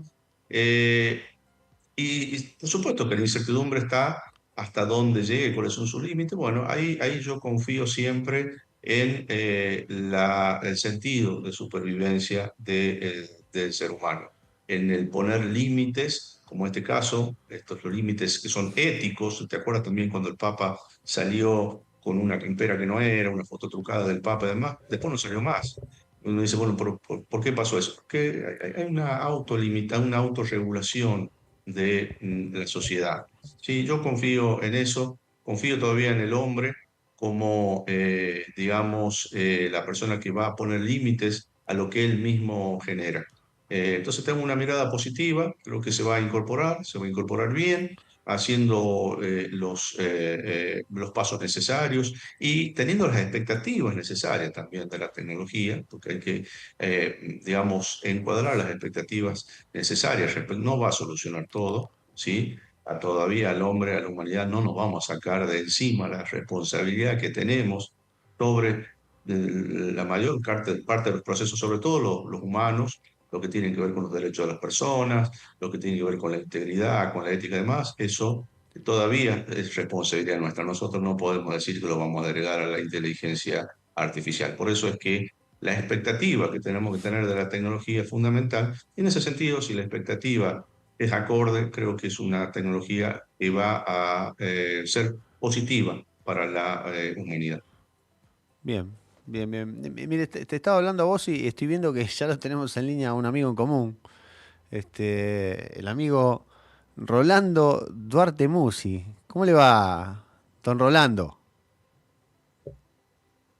¿Estás escuchando?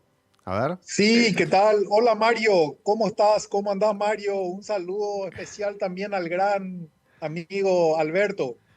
¿Cómo le va, ¿Qué don Rolando? tal, Rolando? ¿Cómo estás? Muy bien, excelente. ¿Qué tal ustedes? Muy bien, Rolando. Le cuento a la audiencia, Rolando Duarte Musi, ha estado ya en el programa, ¿sí? Es nuestro amigo del Paraguay. Rolando, vas a decir vos ahora dónde estás trabajando, porque estás a cargo de una comisión cuyo nombre es muy largo. Yo estoy trabajando ahora, pasé a una, como sabrán ustedes que con quien estoy trabajando hace tiempo ya, estaba en una comisión asesora permanente de la Cámara de Senadores del Paraguay y hace un par de meses me incorporé a una comisión bicameral.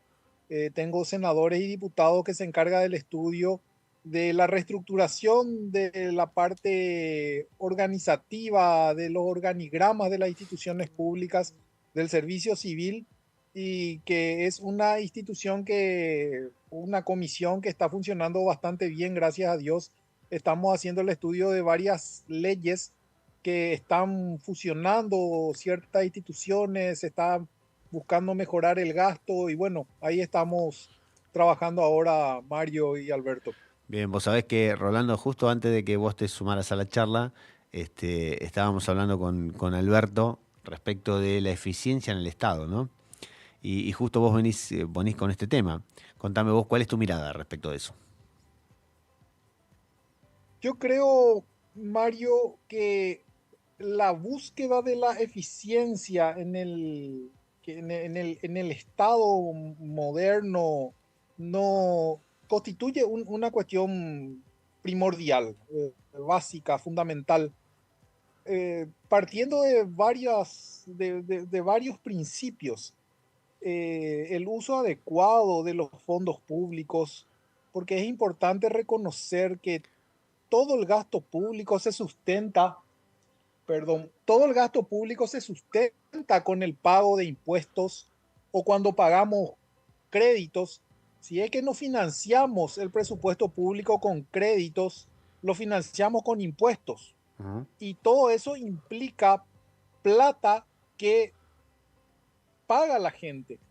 Por tanto, la cuestión de la búsqueda de la eficiencia no solamente es una cuestión presupuestaria, económica, financiera, sino que es una cuestión hasta ética y moral, dar garantías del buen uso del dinero de la gente. Por eso la mirada que debemos darle cuando hablamos de la mejora de calidad del gasto, de dar mejor servicio a la gente, de buscar una mayor eficiencia a través de los caminos que fueren. Recién enganché la última parte de la muy interesante presentación que hizo Alberto sobre el uso de la inteligencia artificial para tratar de mejorar los procesos, los mecanismos y demás. Bueno, la búsqueda de esto es una cuestión que trasciende lo meramente presupuestario y va a una cuestión filosófica, ética y moral, como dije, querido Mario. Muy bien. Muy bien, va en sintonía. Mirá qué justificación te hizo Alberto, el amigo Rolando, ¿eh? Seguro, desde el gasto, ¿no? También, porque la aplicación de lo económico en esto que estábamos hablando, Mario, de que la administración es la ciencia de la escasez, ¿sí? Justamente los gastos y demás, cuando se tienen que hacer con un sentido ético, porque si no, vos no podés brindar un buen servicio cuando no tenés aplicado bien los fondos. O sea que también desde su mirada, Rolando, nos suma esta cuestión ética como parte fundamental de cualquier servicio al ciudadano. A mí me gusta poner la mirada en los gastos y me gusta poner la mirada también en los recursos, porque a menudo también indica lo equitativo de un sistema, la forma en que se financia ese sistema. Es decir, cuáles son los recursos que tienen más prevalencia. Suelo decir habitualmente que en el caso nuestro, en Argentina, el impuesto que más recauda es el IVA. Y eso, en realidad, en el fondo, tiene un trasfondo problemático eso, porque el IVA es el menos equitativo quizá de todos los impuestos. No sé si de todos, pero de gran parte. Entonces, que prácticamente el 20% de lo que recauda el Estado lo recaude con el impuesto menos equitativo de todos, no deja de ser un problema. Teniendo en cuenta que el impuesto a la ganancia, que es más equitativo, es la mitad, es el 10%. Igual tengo que ser sincero, a años atrás se está mejorando porque antes era el 25% que se recaudaba de IVA. Lo que suelo decir es que ahora nosotros teníamos, le cuento a Rolando principalmente, que no tiene por qué saberlo, o capaz que sí lo sabe porque después voy a hacer un mea culpa de algo que Rolando supo antes que yo, pero es el tema de que nosotros tenemos el impuesto país, que se le dice que es un impuesto que te cobran de más por los gastos que hacemos en dólares. El impuesto país era casi el 7% de lo que recaudaba, de lo que recaudó hasta ahora en el año el Estado. Ahora el impuesto país se suprime. Si todo sale bien, en diciembre tendría que suprimirse. Y bueno, a partir de ahí, bueno, la idea es que eso que se cobra de más se vuelque a consumo, porque las cosas van a salir más baratas porque hay consumo. Y bueno, pero ahí está el tema, ¿no? Porque si se vuelca a consumo, vuelve a crecer lo recaudado por el impuesto al valor agregado, con lo cual esto lo que muestra es un equilibrio, el equilibrio que hay sutil y cómo hay que manejarlo, ¿no? Rolando, ¿sabés qué? Ahora que te veo me acordé, le voy a contar a Alberto. Mucho tiempo antes, esto fue el año pasado en marzo, más o menos. Rolando me hace una pregunta respecto de qué posibilidad había, seguramente se debe estar riendo Rolando en este momento, de acá no lo termino de ver, pero qué posibilidad había de que ganara un tal Milei, respecto de, sí, mira, ya se ríe, un tal Milei, por este tema de la dolarización y todo, y cómo podía impactar en los países vecinos, ¿no? Como es el caso de Paraguay.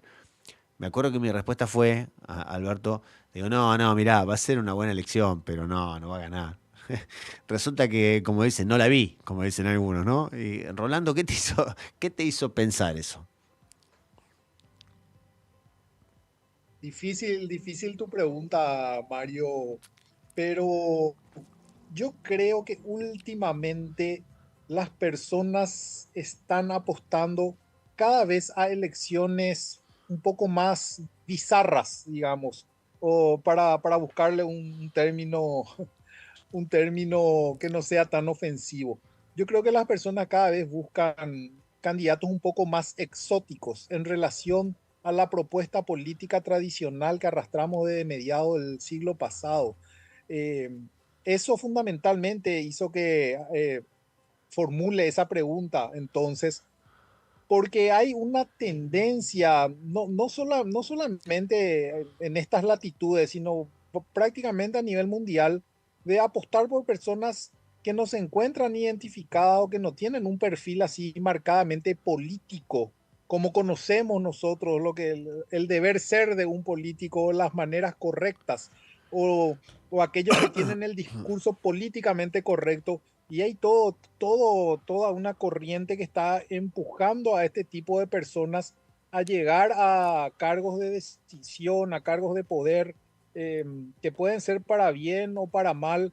Otra es la discusión que se deberá tener, yo creo que a corto plazo, sobre la conveniencia de apostar por ciertos modelos o por ciertos sistemas de elección o por cierto perfil de candidatos que rompan con lo tradicional, pero fundamentalmente fue eso. Bien, bien. Y te hago una pregunta, ya que estamos en el tema. ¿Cómo nos ven ustedes desde afuera, Rolando? Yo converso constantemente con muchos colegas que están en la función privada, economistas, profesionales muy buenos. Hay una visión que se tiene ahora de Argentina de que Milei al menos está controlando cierta tendencia a la decaída que tenía la economía. Nos están viendo, por lo menos de afuera, y aquí te comento que hablo sin manejar mucho los datos macroeconómicos actuales de Argentina, pero lo que vemos es que Milei ha como frenado un poco una tendencia bastante crítica que tenía la economía argentina, pero, pero que ese freno que le está dando o tratando de mejorar ciertos datos macroeconómicos no son suficientes, evidentemente no son suficientes. Todavía vemos que hay un camino un poco largo que se tiene que dar para poder tener elementos que nos puedan llevar a ser más optimistas en cuanto a la recuperación más rápida de Argentina. Esa es la visión general, a como que contuvo cierto deterioro acelerado que tenía la economía argentina, pero que no está pudiendo todavía lograr condiciones de mayor mejora dentro de este proceso. Bien, te agradezco la visión y le cuento a Alberto y a la audiencia en general. Me encanta escuchar la opinión de afuera y esto es algo que lo he hablado con Alberto en su momento.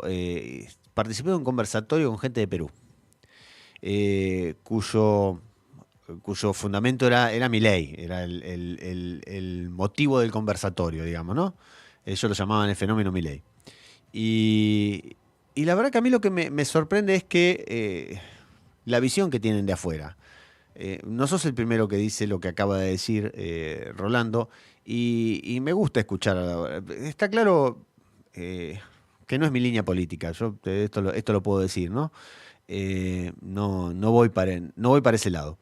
Pero me gusta escuchar cómo lo ven de afuera. Y vos lo resumiste bárbaro, Rolando, porque dijiste algo también. Mira, no tengo acá las cuentas macroeconómicas, lo cual está buenísimo, porque para eso te lo preguntaba. Digo, capaz que sí, que conociéndote vos sos muy lector, sos un tipo muy cultivado. Es probable que por ahí me sacás tenés las cuentas a mano. No me hubiera sorprendido, pero mejor que no las hayas tenido, porque me permite saber la sensación. A mí me gusta escuchar a ver qué sensación tienen desde afuera cuando nos ven. Y la sensación, por lo menos en Perú, que se daba, en Perú la sensación era que una cosa parecida a vos, y además fortalecida con algo que no, te voy diciendo, va cayendo gente al baile, diría Martín Fierro. Y vos sabés que me contaban en Perú que nosotros, porque por ahí esperamos mucho más del Estado que por ahí lo que esperan otras personas en otros países. Y esta persona economista decía, ustedes esperan del Estado cosas que los peruanos no esperan del Estado. Y por ahí les impacta mucho más este tipo de medidas. Pero algo que para mí, por momento parecía, yo pensé que me iba a encontrar con opiniones repartidas. Y sin embargo, desde afuera lo ven con menos dramatismo que lo vemos nosotros. Y por lo que veo, a vos te impacta de la misma manera. Y bueno, está bueno esto de tener gente amiga en otras latitudes que me pueda decir cuál es la sensación. Les comento a Alberto, les comento a Rolando, que la tenemos en estudio. Llegó acá la doctora Cisneros. ¿Cómo les va a todos?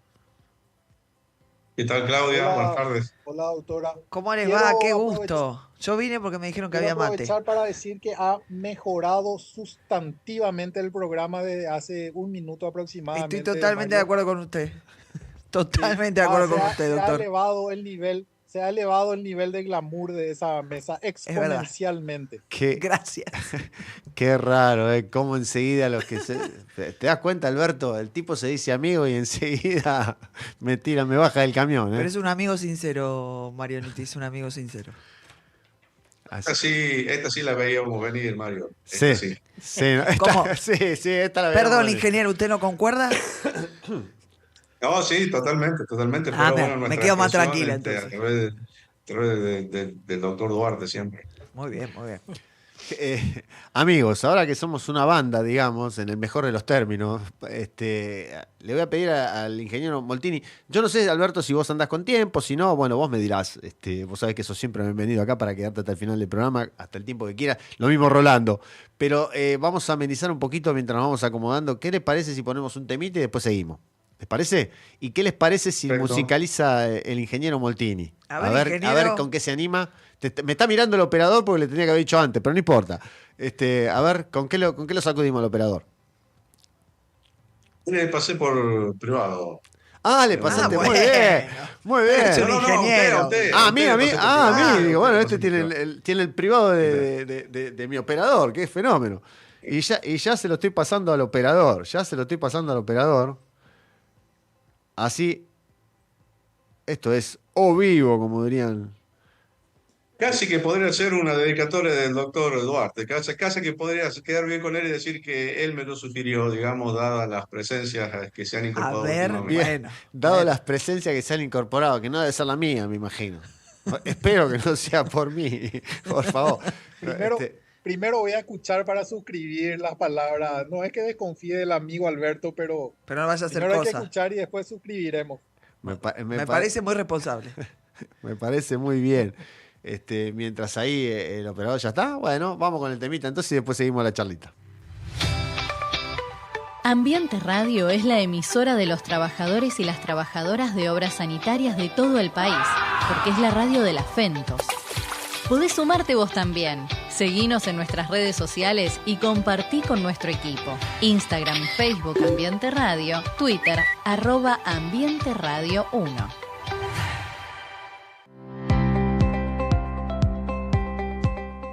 Bueno, ¿qué hacemos? ¿Le parece bien o no le parece el tema, amigo Rolando? Muy bueno el tema. Ese es uno de mis temas favoritos. No conocía esta beta musical bohemia de Alberto. Alberto, ¿algo que decir al respecto? No, eso es interpretar las cuestiones de un amigo, nada más. A veces eso no es.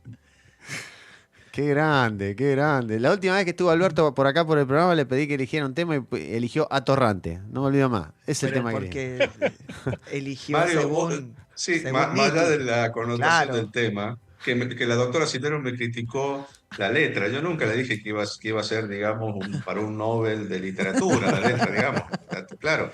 Pero Pero yo entiendo que si estás, lo, perdón, si estás... lo que sí no puedes negar, Mario, es que te di la visión de lo que iban a ser las colaboraciones para adelante, Es y verdad. hoy las colaboraciones han explotado. ¿Sí? Sí. Estamos hablando de agosto del año pasado.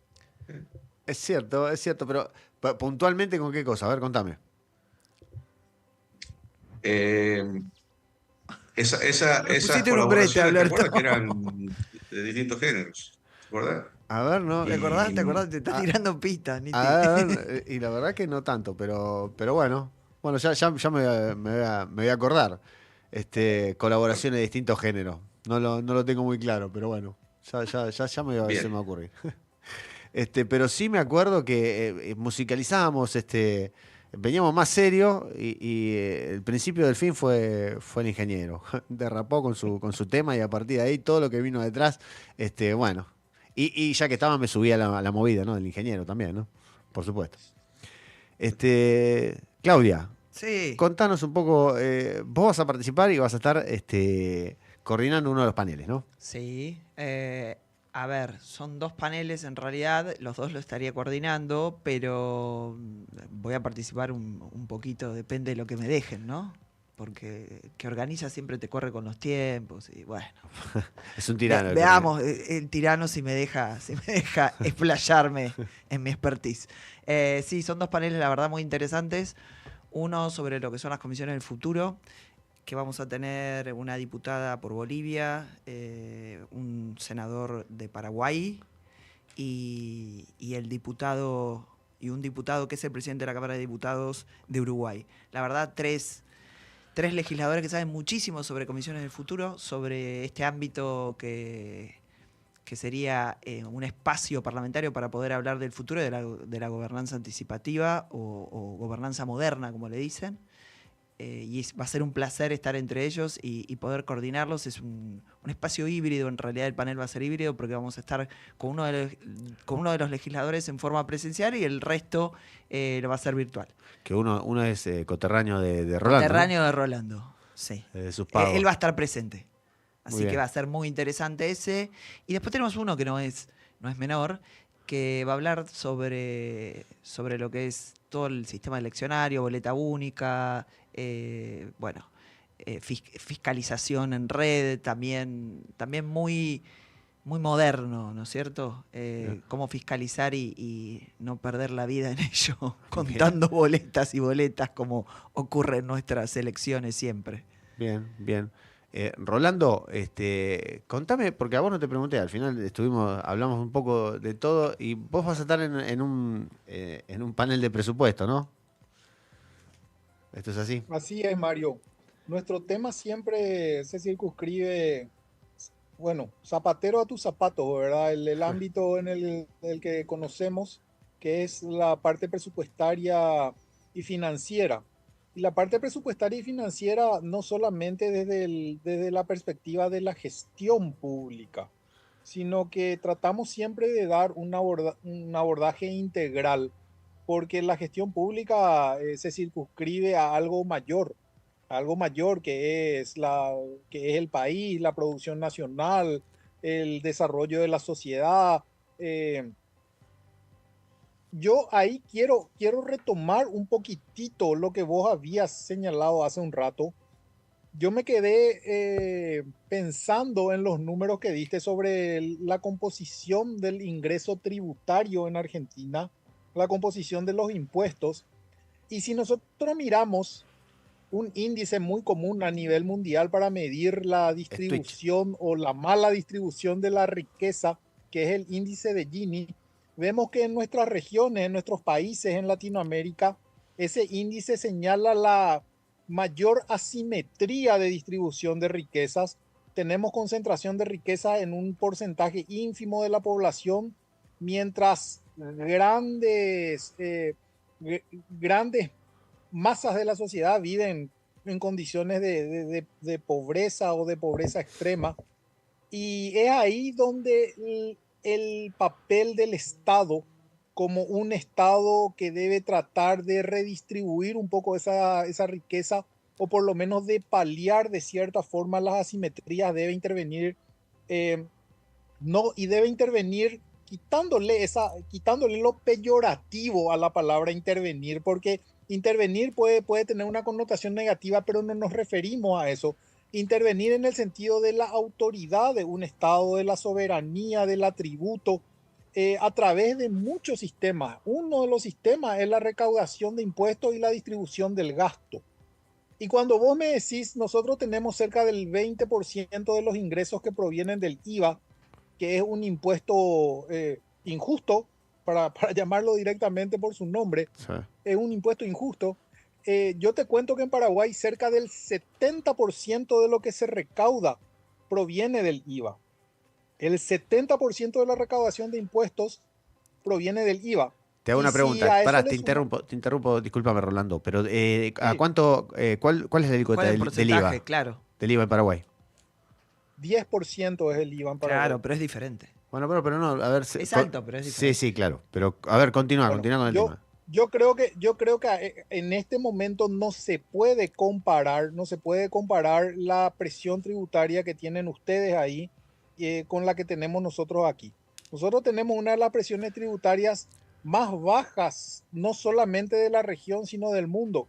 Estamos en una presión tributaria que ronda el 10%. Oh, El 10% de nuestro PIB constituye la presión tributaria, y el 75% de lo que se recauda, de eso que es muy bajo en recaudación en relación al total de la producción, se concentra en impuestos al consumo, que generalmente son impuestos regresivos y por tanto injustos, porque graban una mayor parte de lo que las personas destinan para subsistir. Entonces, ahí hay una simetría, y eso se tiene que vincular y se tiene que relacionar con el presupuesto del Estado, con el presupuesto público, con la gestión y, por supuesto, otra vez terminamos con esa gestión eficiente que deben tener las instituciones. buenísimo. Mira que bien cómo lo irvanaste hasta con lo que estábamos hablando antes con Alberto. Vos sabés que, le cuento a la gente, el programa que hicimos con Rolando tuvo que ver con eso, con la diferencia que tiene el sistema tributario Paraguay versus el nuestro, y focalizado en este tema de la muy baja presión tributaria. Le contamos a la gente que no tiene por qué saberlo, pero la presión tributaria, contado así, si quisiéramos explicarlo, si quisiéramos darle forma con un serrucho, como decía un profesor que tuve alguna vez, groseramente es la que mide qué porcentaje de lo que nos ingresa le destinamos a los tributos. Y que sea un 10% es muy bajo, teniendo en cuenta que nosotros andamos casi en el 30%. Claro, sí, pero bueno, igualmente todos estos países de Latinoamérica se deben una reforma tributaria y fiscal, se la deben. Igualmente no tienen una presión tributaria Paraguay como nosotros, pero fíjate que genera una simetría y que igualmente es regresivo para el pueblo, porque si va la mayoría de lo que es recaudación va sobre el consumo, están teniendo un problema igualmente. Rolando, ¿en cuánto está el índice de pobreza en Paraguay, más o menos? De acuerdo a datos oficiales del Instituto Nacional de Estadística, que generalmente al ser datos oficiales, generalmente hay que tomarlo Con con los pinzas. recaudos correspondientes, pero que estimamos no se encuentra muy alejado de la realidad. Tenemos alrededor del 27% de personas consideradas en la franja de pobreza o pobreza extrema. Ajá. 27-28%. Bien. Es el dato que se maneja en los últimos 2 o 3 años. Paraguay a inicios del siglo tenía un franco declive en la cantidad de pobreza. Eso a fines de la década pasada se estancó y desde hace unos años empezó a tener un leve repunte nuevamente. Pero se maneja en ese rango, Mario, 27-28% de la población. Eh, yo pareciera que estoy tomando un examen, pero está bueno aprovecharlo. Pues después le voy a hacer una pregunta a Alberto. Pero primero quiero preguntarte un temita que recién, antes de que subieras vos, estaba nuestro amigo Daniel Camargo, que es colombiano, y él me contaba que Colombia es un país unitario, lo mismo que Paraguay. Contame vos, desde tu perspectiva, si lo ves, si te quedás con la opción unitaria o la federal. En realidad es complicada tu pregunta, Mario. Yo creo que por las características de Paraguay, Ah, que te explico brevemente para que la gente entienda, porque yo digo las características de Paraguay y el único que conoce y sabe soy yo acá en esta conversación. claro que Nosotros sí. tenemos, nosotros tenemos un territorio bien marcado donde el 60% del suelo paraguayo es el Chaco. En ese Ok. 60% del territorio físico, digamos, está el 2-3% de la población. Tenemos más del 95-96% de la población concentrada en la región oriental que da a la margen izquierda del río Paraguay, Sí. que es una zona bastante pequeña físicamente, digamos. Entonces, por las propias dimensiones, por la concentración de la población y por otros elementos más geoespaciales y geopolíticos, para nosotros categóricamente el sistema centralizado unitario no solamente es útil, es beneficioso y es medianamente eficiente, sino que es casi una obligación. Sí, totalmente. Bien. Geográficamente, socialmente, sí, está. Y ahora te pregunto a vos, Alberto, ¿qué opinión te merece esto? Yo estoy en La Rioja, tierra federal, digamos, defensoras del federalismo a ultranza. Eh, pero bueno, creo que lo hablamos, Mario, Sí. también para darle contexto ahí a Claudia y a Rolando, porque Paraguay también está trabajando con el tema del corredor bioceánico. Nos aportaba Gabriel Duarte que también Perú había inaugurado recientemente un puerto de aguas profundas y lo del corredor, y que también hay una iniciativa del presidente Milei de llevar adelante un proyecto que es el proyecto de Aguas Negras, con un túnel para poder pasar a Chile, digamos. Y ahí hablábamos, Mario, de que todas las provincias andinas de Argentina, incluida La Rioja, tienen en carpeta hace mucho tiempo el tema del corredor bioceánico, pero cada una con sus propias soluciones, digamos, y a la fecha ninguna de ellas lo ha podido ejecutar.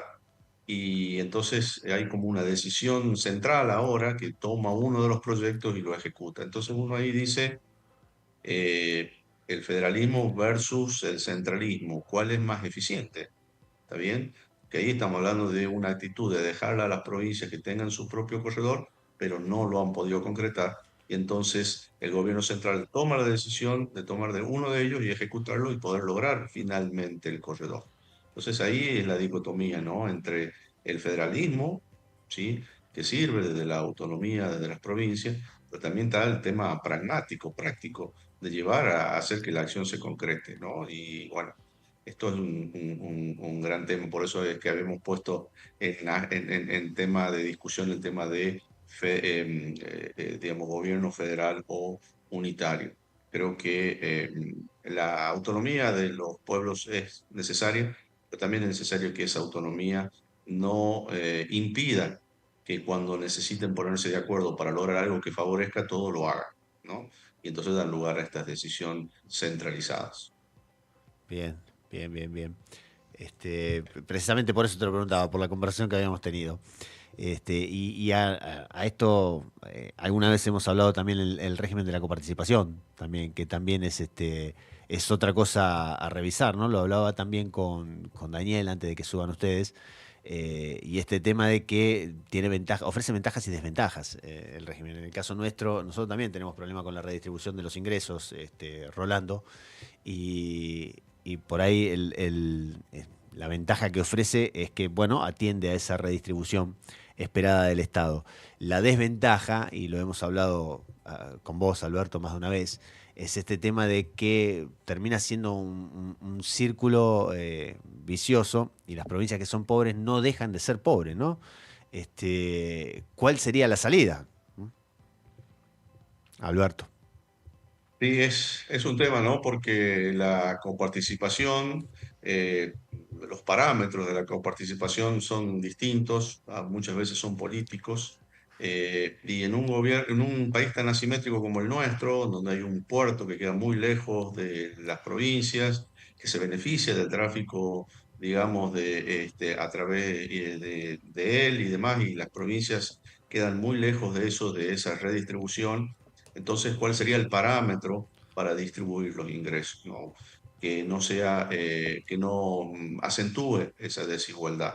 Por eso es que las provincias, sobre todo las más pobres, como en el caso en la que yo vivo, siempre están reclamando, digamos, una mayor redistribución. El tema está en poner o darle alguna vez, sacarlo de lo político a esta redistribución, ponerle parámetros cumplibles, digamos, que logren una simetría que en este momento no hay. Tampoco hablo de darle por darle a las provincias, sino también de que asuman un compromiso de productividad en base a los recursos que tienen, porque eso también es otra cosa. Todos tenemos recursos de diversos tipos. Es cuestión de explotar lo que tenemos. Y como vos dices, Mario, no quedar esperando, digamos, por el solo hecho de tener una baja redistribución o quedar del lado negativo de la simetría, quedar siempre esperando los recursos desde el Estado más poderoso o del Estado central. Entonces creo que hace falta un acuerdo, pero sacarlo de lo político, un acuerdo más técnico, más cumplible, más práctico. Bien. Mario, si me Sí, permití una brevísima acotación más, claro que sí, porque claro que sí. es muy interesante tu pregunta. De hecho, si extrapolamos la cuestión del federalismo a los bloques regionales, miremos un caso medianamente exitoso o exitoso como el de la Unión Europea. Ahí existen países más pobres, más ricos, más desarrollados, menos desarrollados, pero ellos durante años han generado fondos para ayudar a los países con menor nivel de desarrollo, con menor infraestructura. Esos fondos se generan al interior del propio, de la propia Unión Europea, o se generaron y se redistribuían. Existe algo parecido, pero que no funciona como debiese funcionar en lo que es el Mercosur. De hecho, que se debe revisar el funcionamiento del Mercosur porque hay muchísimas cosas por mejorar. Están los famosos fondos convergentes estructurales del Mercosur, que es para ayudar a la zona o a los países que tienen menor inversión en infraestructura. Entonces, el camino es el de la generación de fondos comunes. Por eso dije, extrapolando lo que son los bloques regionales a lo que es un país que podría aplicarse en Argentina. Generar, generar fondos comunes a partir de ingresos de zonas que tienen ventajas comparativas mucho más importantes zonas mineras, zonas pesqueras, zonas donde se explota el gas, que tiene mayor infraestructura, mayor afluencia turística, es decir, generar un fondo a partir de estas zonas que son potencialmente o tienen ciertas ventajas comparativas en relación a otras que son más pobres, y a partir del gobierno central hacer una redistribución de estos fondos sin que esto implique, y ahí está, hay que buscar la balanza, sin que esto implique cuestiones confiscatorias a las provincias. Entonces hay que buscar un equilibrio donde las provincias, en el caso de ustedes que tienen mayores ingresos o mayor acceso a la riqueza, pueda ayudar a generar cierto fondo que pueda ser canalizado hacia las provincias más pobres sin que implique una cuestión confiscatoria, repito. Bien, bien, igual ahí me quedo pensando cómo romper con el tema de la dependencia que genera en aquellas provincias que son, o provincias o localidades o zonas que son muy pobres y que después terminan funcionando pura y exclusivamente porque les llega. En otro caso puede ser coparticipación, en el caso tuyo lo que venga de los fondos comunes. Eso también es un tema, el desafío de generar en esas provincias, que apunten a generar riqueza, ¿no? Sin el tema de cortarle los recursos para que la generen de prepo, ¿no? Sí, podemos dialogar con la disculpa de los compañeros. Aquí yo creo que la clave para evitar lo que vos estás diciendo, que genera una serie de problemas. Lo primero que genera al recibir dinero es una pereza fiscal. Nadie se preocupa ya en recaudar dinero y vivimos de lo que nos regalan. Bueno, aquí la clave está en no hacer transferencias, Mario. No dar dinero. Lo que hacen estos fondos es hacer inversiones directas en los territorios. Entonces, se construyen carreteras, se construyen puentes, se construyen escuelas, universidades, se construyen hospitales, una serie de cosas, no a través de la vía de la transferencia monetaria. Entonces, lo que se hace es dejar una capacidad instalada, darle la posibilidad a esas zonas de que se desarrollen a través de instalación de infraestructura, principalmente obras públicas de envergadura. Ese es el camino más utilizado por la mayoría de estos fondos, no la transferencia monetaria. Muy bien, muy bien. Te hago entonces, le voy a preguntar acá a Claudia, que la tengo acá. Claudia, vos vas a estar hablando de las comisiones de futuro, ¿no es cierto? Sí. Contame cómo está ese tema y cómo lo ves. Lo hemos hablado en otra oportunidad. ¿Cómo lo ves eso? ¿Qué perspectiva le ves acá, en nuestro país? Mirá. Si te parece que se va a impulsar, si te parece que estás dando manotazos y empujando y remando en el dulce de leche, o cómo lo visoras. Después de la postura del gobierno actual sobre lo que fue la cumbre del futuro, no sé, puede que cambie. Hay decisiones que un día la emiten de una manera y después al otro día tenemos algo totalmente diferente, así que quizás cambien. No veo por ahora que se generen espacios de charla, de análisis, ni siquiera de charla sobre políticas de futuro en el Parlamento. Dudo de que la haya también en el Ejecutivo, pero si esto sigue así, lo que va a pasar es que van a ser impuestas un montón de situaciones a las que nos vamos a tener que ir acomodando y vamos a tener desventajas porque no pudimos aprovechar lo que se venía positivo o lo que se venía negativo. Si vos tenés un montón de países y de gobernantes y parlamentarios que están sentados tratando de desarrollar políticas a 20, 30 años para poder ganarle a los avances que se vienen, especialmente lo que es tecnología, al mercado laboral, al empleo, a las carreras universitarias que van a tener que desarrollarse en pos de otras que van a tener que caer en desuso, lamentablemente, vas a quedar muy atrás.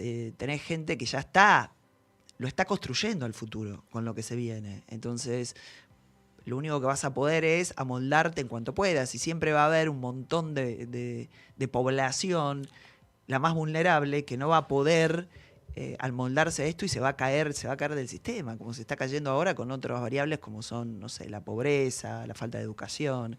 Si a esto vos le sumás tecnología y y nuevos avances y nuevas políticas que no van a poder ser resueltas desde el propio gobierno, sino que van a venir dadas, entonces, bueno, vamos a tener un gran problema. Por ejemplo, lo que estaban hablando recién, tema coparticipación. Este es un tema que la verdad nosotros tendríamos que haber resuelto hace mucho tiempo. El tema de las inversiones de las provincias. Ya no estás haciendo estrategia o prospectiva con esto. Esto es algo que se veía venir. Pero si vos tenés una herramienta que la utilizás siempre para poder político, para presionar que determinados gobernadores te voten de una forma u otra, y esto no es ahora, esto fue siempre. Entonces siempre vas a tener el mismo resultado. Si no pensás un poquito más a futuro, si no ves cómo desarrollar a las diferentes áreas o provincias que las tenés totalmente estancadas, y si los propios gobernantes de estas provincias no se sientan y dialogan con el ejecutivo de turno, y dialogan no solamente para resolver el tema de coparticipación, sino de inversiones a futuro, de infraestructura, vos vas a estar cada vez peor. Por ahora no veo un espacio donde se pueda discutir el futuro. Lo veo al sector privado, lo veo a las empresas dando esa lucha, pero no lo veo a nivel público, no lo veo de parte del gobierno, y no lo vi en el gobierno anterior tampoco. Hubo algunos intentos, algunos manotazos de algunos legisladores de dar charlas sobre estas comisiones del futuro y con la intención de presentar proyectos y de crear estas comisiones, pero por ahora está todo chato. Eso no quiere decir que tengamos que bajar las banderas y no hablar más de esto o no pelear más por esto. Alberto, recién Claudia dijo ahí una palabra clave que me hizo pensar en vos y habló de las universidades, habló de la educación en general. ¿Cómo ves la educación en general y la educación pública en particular? Te lo pregunto y se lo comento a la audiencia, porque Alberto tiene la representación del siglo XXI en La Rioja, y así que él está, digamos, al frente de una universidad privada, pero tiene mucho conocimiento también de la educación pública. Contame, Alberto, ¿cómo ves eso? Justamente, Mario, esta mañana tuve ocasión de estar reunido por una convocatoria de Consejo Profesional de Ciencias Económicas acá de La Rioja, por la preocupación que están teniendo, bueno, vos que sos contador en tu carrera de grado, una baja sensible en la cantidad de alumnos que eligen las ciencias económicas, tentados por carreras dentro de la economía y la administración que tienen más contenido de tecnología, digamos, porque empiezan a aparecer en el horizonte todo lo que es finanzas digitales, ¿sí? Todo lo que es empresas digitales, todo lo que es ciencias de datos, etcétera, etcétera, etcétera. Es decir, un profesional ya no tan herramental, digamos, sino un profesional dotado de dominio de la tecnología,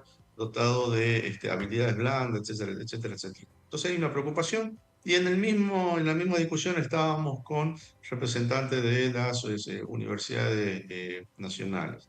La preocupación es común, digamos, es cómo ir adecuando la oferta académica a los nuevos perfiles que proponen estas tecnologías como la inteligencia artificial y demás. El tema, obviamente, que hay una diferencia en la capacidad de tomar el rumbo rápidamente para lo que es la actividad privada de la actividad pública, que justo ahora en Argentina también tiene esta connotación del tema presupuestario. Esto, lamentablemente, distrae del objetivo principal, una distracción, digamos, puesto, digamos que es una que tiene su motivo, el tema presupuestario es fundamental, pero lamentablemente distrae a las universidades de esta planificación, de esto como decía Claudia, ¿no? Para mirar al futuro hay que tener la tranquilidad en el presente, ¿está bien? Si vos no tenés una tranquilidad de tu presente, no podés mirar el futuro. O se te hace una tarea muy distinta, muy difícil, digamos. Entonces, hay una preocupación en este momento de las universidades de poder mirar al futuro con nuevas ofertas y demás. Hay, por supuesto, una diferencia entre lo privado y lo público que no pasa por una cuestión de capacidad, falta por una cuestión estructural hoy, ¿sí? El tema del presupuesto es una cuestión estructural. Nuestra mirada, yo soy un docente de la universidad pública hace 30 años Sí, y sí. me toca hoy circunstancialmente gestionar lo privado. La vocación de la educación es la misma, sea que gestiones en el ámbito público o el privado. Siempre vos querés que la gente se forme, estudie y se reciba. Por eso nosotros vemos con preocupación lo que pasa en las universidades públicas. Y siempre digo que si la pregunta es que si a las universidades públicas le va bien, mal, a las privadas le va a ir mejor, no es así. Digamos, el sistema es sinérgico. Cuando le va bien a ambos sistemas, los dos se complementan y le van mejor a los dos. Entonces nosotros bregamos porque el sistema público en la Argentina solucione sus problemas estructurales y empiece de nuevo a mirar el futuro. Hay mucha tarea para hacer para ir acomodando el futuro a lo que ya, a los planes de estudio y a lo que los profesionales en el mundo laboral moderno está necesitando. Bien, bien. Acá se tiene que ir Claudia, así que le voy a hacer la pregunta a Claudia, así nos contesta qué le parece y después vamos cerrando el programa de hoy que ya se nos voló. Pero Claudia, contame vos Dime. cómo ves el tema de la educación pública en este momento. Mira, a ver, Perspectivas aparte, ¿no? sí, mm, si no se arregla vamos a tener feas perspectivas. El tema es el siguiente, nosotros tenemos que garantizar, los estados tienen que garantizar el acceso a la educación. La educación es una herramienta y vos sabés muy bien, y lo decimos no solo porque somos profesionales, sino porque somos docentes, directores de diplomatura. Hoy estudiar es un acto de rebeldía, no lo hagamos más complicado. Me parece que el acceso a la educación y educación de calidad tiene que ser algo primordial, tiene que estar en cabeza de todos los estados, no solamente del nuestro. Por supuesto, el acceso a la educación pública para quienes necesitan que la educación sea pública, porque no pueden acceder, sino tiene que ser garantizada. Y como recién explicaba Alberto, esto de que, bueno, si la educación pública le va mal, a la privada le va a ir bien, no, la educación es toda, privada o pública. La calidad tiene que ser en ambas de excelente calidad.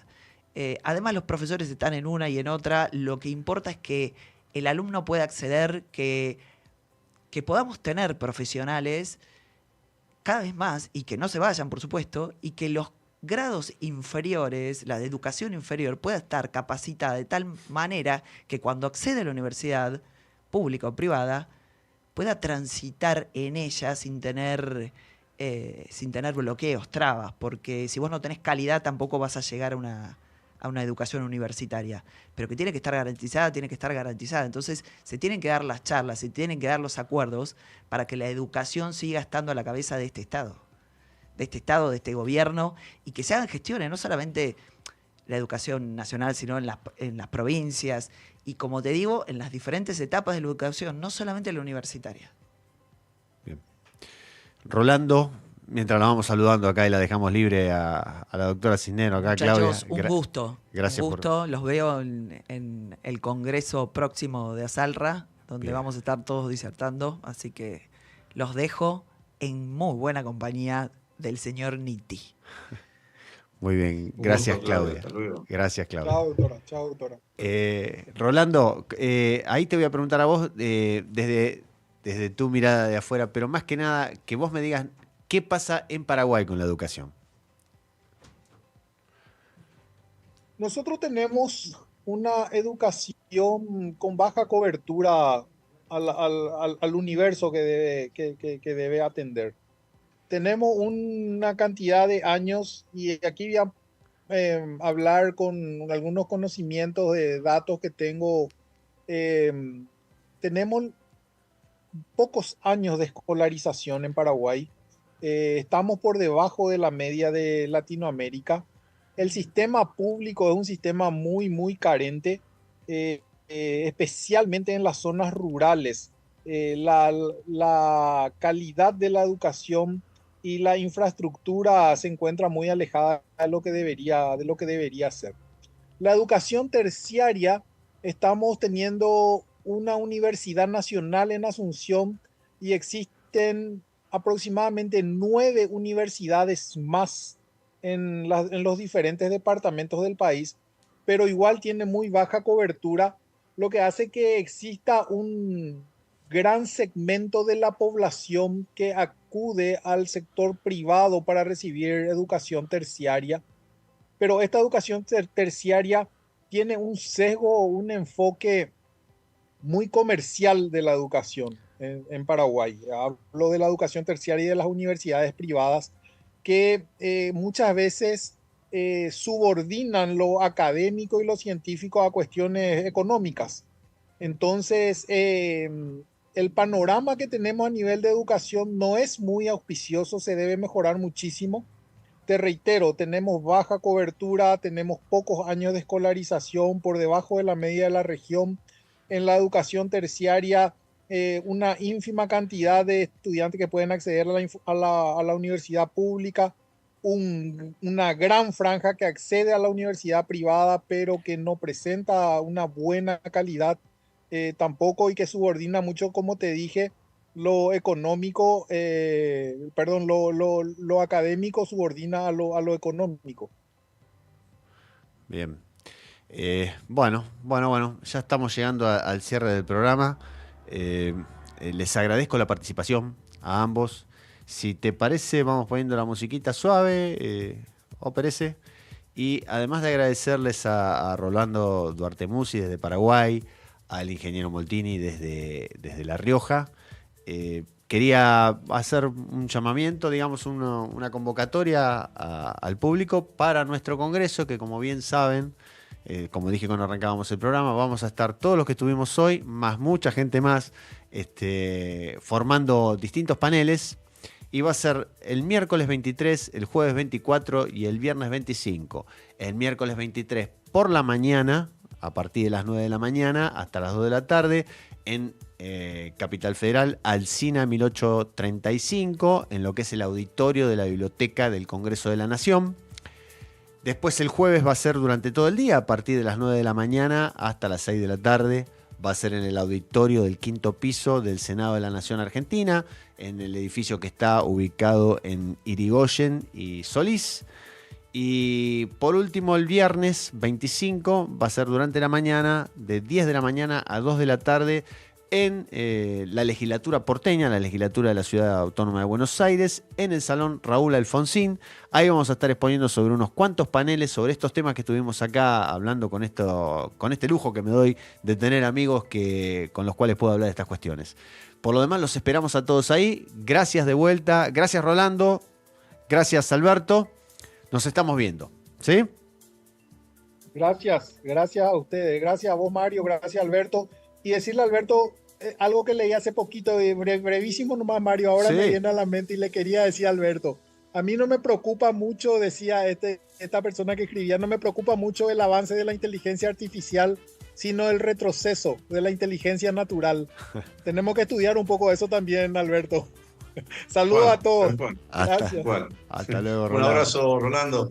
Un abrazo, Mario. Gracias por la convocatoria. De nuevo, los convocamos al Congreso, que va a tener una mirada internacional, como vemos. Todos los profesionales de distintos países con la misma intención, que es la de hacer eficientes nuestras administraciones.